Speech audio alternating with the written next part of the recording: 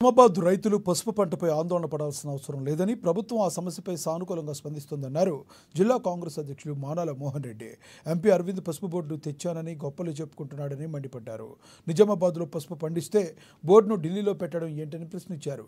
వెంటనే నిజామాబాద్లో ఏర్పాటు చేయాలని డిమాండ్ చేశారు. జిల్లాలకు చెందిన వారే పసుపు బోర్డు చైర్మన్గా ఉన్న పసుపు రైతులను మోసం చేస్తున్నారని, పసుపు రైతులకు అన్యాయం జరుగుతుంటే ఏం చేస్తున్నారని ఫైర్ అయ్యారు మానా మోహన్ రెడ్డి. కాంగ్రెస్ పార్టీ వచ్చిన తర్వాత రైతులకు సంబంధించిన అన్ని విషయాలపైన ఒక మంచి నిర్ణయం తీసుకొని ముందుకెళ్తుంది. మీకు జరిగిన అసౌకర్యానికి ఖచ్చితంగా మేము చింతిస్తున్నాం. భవిష్యత్తులో అటువంటి జరగకుండా చూసుకునే బాధ్యతను కాంగ్రెస్ పార్టీ తీసుకుంటుంది. అందులో భాగంగానే కలెక్టర్ గారు నేడో రేపో, ఎందుకంటే మా జిల్లాకు సంబంధించిన పెద్దలు కలెక్టర్ గారికి చెప్పారు, ఇవాళనో రేపో ఒక ప్రత్యేక అధికారం, ఎందుకంటే ఎవ్రీ సీజన్లో ఒక ప్రత్యేక అధికారం నుంచి పసుపు రైతుల యొక్క సమస్యలపైన స్పందించాం. రాష్ట్ర ప్రభుత్వంకి సంబంధించినట్టు ఏ విధులు అయితే ఉన్నాయో వాటన్నిటి కూడా ఎక్కడ కూడా ల్యాప్స్ లేకుండా తీసుకునేందుకు నిరంతరం అక్కడ మా చైర్మన్ ఉన్నాడు. అదేవిధంగా ప్రత్యేక అధికారితో కలిపి సమస్యలు లేకుండా చూసుకునే బాధ్యతను తీసుకుంటాం.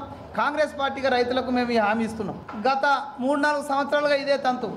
ధరలు పెరిగిన ప్రతిసారి నేను చేయడం ద్వారానే పెరిగింది, నేను ముక్కు భూమికి రాస్తేనే పెరిగింది, నేను కాలు చేతులు కిందికి మీదకి ఆడిస్తేనే పెరిగిందని చెప్పినటువంటి మన స్థానిక పార్లమెంటు సభ్యులు అరవింద్ మరి గత వారం రోజులుగా 15 రోజులుగా జరుగుతున్నటువంటి ధరల తగ్గుదల పైన నిన్ననో మొన్ననో వచ్చి పిచ్చి పిచ్చి ప్రేలాపనలు చేసిపోయాడు. ఎందుకు స్పందించలేడు? ఆ మార్కెట్ పైన, పసుపు మార్కెట్ పైన, పసుపు రైతుల పైన ఆయనకున్న చిత్తశుద్ధిని దీని ద్వారా మీరు తెలుసుకోండి. జిల్లాకు ఎట్లా అప్పుడు అడపదడపచ్చి ఆయన కనీసం వచ్చినప్పుడన్నా ఆ పసుపు రైతులకు సంబంధించింది తెలుసుకునేది ఉండే. పసుపు బోర్డు ఏర్పాటు చేస్తే రైతుల సమస్యలు తీరుతాయని చెప్పిన అరవింద్ మరి పసుపు బోర్డు తీసుకుపోయేమో ఢిల్లీలో పెట్టిండు, పసుపు అంతానేమో నిజామాబాద్లో ఉన్నది. ఏ విధంగా ఈ కోఆర్డినేషన్